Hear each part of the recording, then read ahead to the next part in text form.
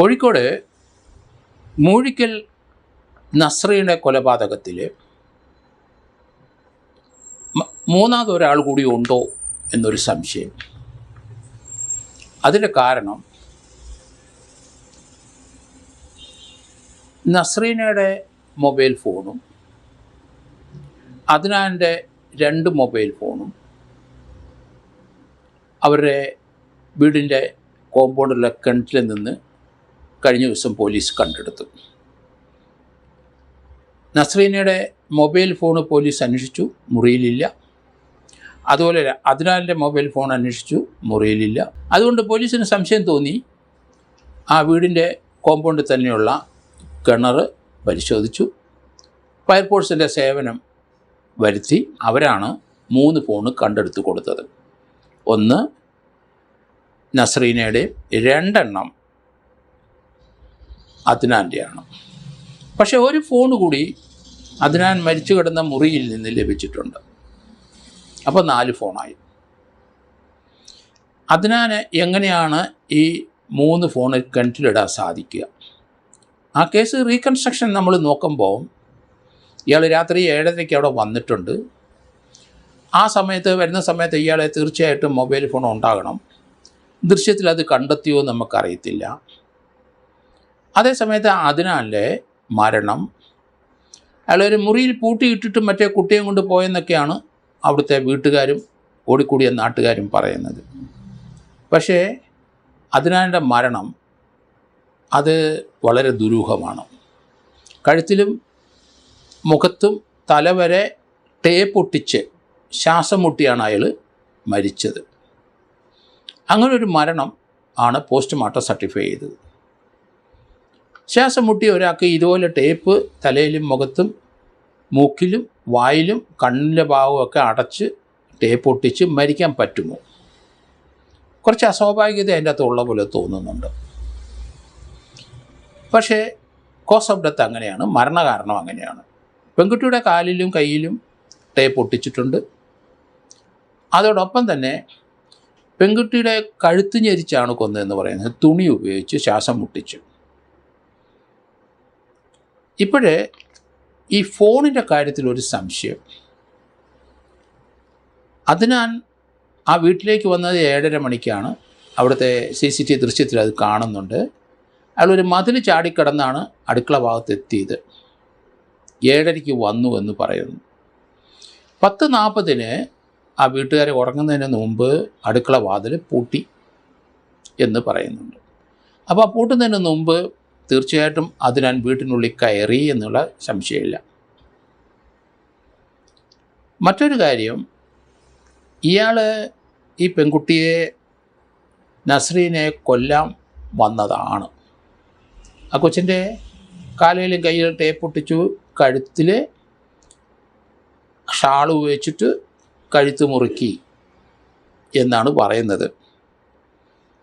അതിനുശേഷം ഇയാൾ വീടിന് വെളിയിൽ പോകാനുള്ള സാധ്യത വളരെ കുറവാണ്. അപ്പോൾ പെൺകുട്ടി ഉറങ്ങിക്കിടക്കുമ്പം പെൺകുട്ടിയുടെ അടുത്ത് വെച്ചിരിക്കുന്ന മൊബൈൽ ഫോൺ തീർച്ചയായിട്ടും കൈവശപ്പെടുത്തും. അതിൻ്റെ കാരണം എന്തെങ്കിലും സംശയം തോന്നി കുട്ടി ആരെങ്കിലും പെട്ടെന്ന് വിളിച്ചെങ്കിലോ എന്ന് കരുതിയിട്ടായിരിക്കണം ആ മൊബൈൽ ഫോൺ ആദ്യം കൈക്കലാക്കിയത്. പക്ഷേ അയാൾ മരിക്കുന്നിടം വരെ അയാളുടെ മൊബൈൽ ഫോൺ കയ്യിൽ വേണമല്ലോ. കാരണം ആ വീട്ടിലെ CCTV ദൃശ്യത്തിൻ്റെ മുഴുവൻ കാര്യങ്ങളും ആരെങ്കിലും വരുന്നുണ്ടോ പോകുന്നുണ്ടോ എന്നൊക്കെ നോക്കാനായിട്ട് ഇയാൾക്ക് സാധിക്കും. കാരണം ആ CCTV ദൃശ്യത്തിൻ്റെ ലിങ്കെല്ലാം ഇയാളുടെ മൊബൈലാണ്. അപ്പോൾ ഇയാൾക്ക് വാച്ച് ചെയ്യാം വെളിയിൽ നിന്ന് ആരെങ്കിലും വരുന്നുണ്ടോ കൊല്ലുന്ന സമയത്തൊക്കെ. അപ്പോൾ അങ്ങനെയുള്ളൊരു സാധനം കൊല്ലുന്നിടം വരെ ഇയാൾ കൈവശം വെക്കുകയില്ലേ സാധ്യതയുള്ളൂ. കിണറ്റിൽ കൊണ്ടുപോയി ഇടാനുള്ള സാധ്യത കുറവാണ്. അതുതന്നെയല്ല, പെൺകുട്ടിയുടെയും ഇയാളുടെ ഈ CCTV ദൃശ്യം ലിങ്ക് ചെയ്തിരിക്കുന്ന ഫോണും മറ്റൊരു ഫോണും 3 കൊണ്ടിട്ടു തെളിവ് നശിപ്പിക്കാൻ വേണ്ടി തന്നെ. പക്ഷേ ഒരു ഫോൺ ഇയാൾ മരിച്ചു കിടക്കുന്ന മുറിയിൽ ഉണ്ടായിരുന്നു. അതാരുടെ ഫോണ്? അപ്പോൾ 3 ഫോണ് ഇവനെ ഉപയോഗിക്കുന്നുണ്ടോ? സംശയാസ്പദമായ ചില ചോദ്യങ്ങളാണ് ചോദിക്കുന്നത്. ഇത് പോലീസ് കണ്ടെത്തണം, ഇത് ട്രാക്ക് ചെയ്യണം. ഈ 3 മൊബൈൽ ഫോണും അത് അതിനാലിൻ്റെ ആണ് എന്ന് ഉറപ്പുവരുത്തണം. ആരാണ് ആ മൊബൈൽ വാങ്ങിച്ചത്, അതിൻ്റെ സിം കാർഡ് ആരുടെ പേരിൽ, അത് തന്നെയല്ല അത് ഏത് സമയം വരെ വർക്ക് ചെയ്തിരിക്കുന്നു 3 മൊബൈൽ ഫോണും. എപ്പോഴാണ്? കാരണം കൊലപാതകം നടന്ന 1:30 മുമ്പായിരിക്കും എന്ന് കരുതുന്നു. അപ്പോൾ അതുവരെ അത് വർക്ക് ചെയ്തിട്ടുണ്ടാവണമല്ലോ. എപ്പോഴത് ഓഫ് ചെയ്തു, ആര് ഓഫ് ചെയ്തു, ഏത് സമയം വരെ അത് വർക്ക് ചെയ്തു, ഏതായാലും വെള്ളത്തിൽ നിന്ന് എടുത്തെങ്കിലും അത് തുടച്ച് വൃത്തിയാക്കി അത് തീർച്ചയായിട്ടും അതിൻ്റെ ഡീറ്റെയിൽസ് എല്ലാം എടുക്കാൻ പോലീസിന്, സൈബർ സെല്ലിന് സാധിക്കും. അക്കാര്യത്തിൽ യാതൊരു സംശയമില്ല. പക്ഷേ പോലീസ് ഇതൊരു ക്ലാരിറ്റി വരുത്തേണ്ടിയിരിക്കുന്നു. മൂന്നാമതൊരാളുടെ പ്രവേശനം അവിടെ ഉണ്ടോ? ഈ സെല്ലഫോൺ ടോപ്പ് ഒട്ടിച്ച് ഈ അതിനാലിനെ കൊന്നത് ആര്? അയാൾ സ്വയം അത് ജീവൻ വെടിഞ്ഞതാണോ? അക്കാര്യത്തിൽ വലിയ സംശയമുണ്ട്. ഞാനത് കഴിഞ്ഞ ദിവസം തന്നെ പറഞ്ഞു. ഈ ടേപ്പ് നമ്മൾ തന്നെ എത്ര ആയാലും ശരി, ഒരാൾ ജീവിതം വെടിയാനായിട്ട് തീരുമാനിക്കുമ്പോൾ അത് സ്വീകരിക്കുന്ന മാർഗങ്ങൾ വ്യത്യസ്തമായിട്ട് ചിന്തിക്കുമായിരിക്കാം. പക്ഷേ ഒരു സ്ഥലത്ത് നമ്മളിത് കണ്ടിട്ടില്ല. ടേപ്പ് കഴുത്തിലും മുഖത്തും മൂക്കിൻ്റെ അവിടെയും കണ്ണിൻ്റെ അവിടെയും ചുറ്റി ഒരു മരണം. സ്വയം അത് സാധിക്കുമോ? അവർ കുറച്ച് അവിശ്വസനീയമായ ഒരു പ്രവൃത്തിയായിട്ടാണ് തോന്നുന്നത്. കാരണം മൂക്കിൻ്റെ അവിടെ ഒട്ടിച്ചു കഴിഞ്ഞാൽ പിന്നെ ശ്വാസം മുട്ടുമ്പം പറിച്ചെടുക്കാനുള്ള സാധ്യത, അയാൾ ജീവൻ വെടിയാനാണ് ചെയ്യുന്നതെങ്കിലും പറിച്ചെടുക്കാനുള്ള സാധ്യത ഉണ്ടാവും, മരണവെപ്രാളം ഉണ്ടാവും. അങ്ങനെ മരണവെപ്രാളത്തിൻ്റെ ഏതെങ്കിലും ലക്ഷണങ്ങൾ അവിടെ ഉണ്ടോ? ഈ പെങ്കൊച്ചിനെ കൊന്നതിൻ്റെ വൈരാഗ്യത്തിൽ ആരെങ്കിലും ചെയ്തതാണോ? അങ്ങനെ ചിന്തിക്കാമല്ലോ.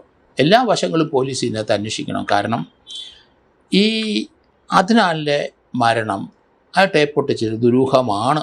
അതുകൊണ്ടാണ് അത് പറയുന്നത്. ആ കാര്യം പോലീസ് ഉറപ്പ് വരുത്തണം. തന്നെ ചെയ്യാൻ പറ്റുമെന്നെങ്കിൽ പോലീസിനും നമുക്കൊക്കെ അതൊരു പാഠം തന്നെയാണ്. കാരണം അങ്ങനെ ഒരു മരണം നമ്മൾ ഇതുവരെ കണ്ടിട്ടില്ല. മറ്റൊരാൾ വേണമെങ്കിൽ ഒരാളുടെ ശരീരത്തിലോ അല്ലെങ്കിൽ മുഖത്തോ ശ്വാസനാളത്തിൻ്റെ അവിടെയോ ടേപ്പ് ചുറ്റി ഒട്ടിച്ചു വെക്കാം, അങ്ങനെ കൊല്ലാം. പക്ഷെ ഇപ്പം ബലപ്രയോഗം ഉണ്ടാകണം. കാരണം വെപ്രാളപ്പെടും, കൈയും കാലും ആരെങ്കിലും പിടിക്കണം.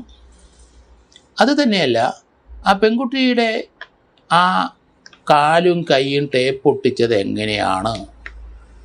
ഒരാൾക്ക് പറ്റുമോ? ഉറങ്ങിക്കിടക്കുന്ന കുട്ടിയാണേലും കയ്യിലും കാലും പിടിക്കുമ്പം തന്നെ ഉണരും. അതിൻ്റെ ചുണ്ടിലും വായിലും അവിടെ ഒരു ടേപ്പ് ഒട്ടിച്ചു എന്ന് പറയുന്നുണ്ട്. ഇതിൽ മറ്റാരുടെയെങ്കിലും സഹായം ഉണ്ടായിട്ടുണ്ടോ? ആ ഭാഗം കൃത്യമായിട്ട് പോലീസ് ഈ കേസിൽ അന്വേഷിക്കണം.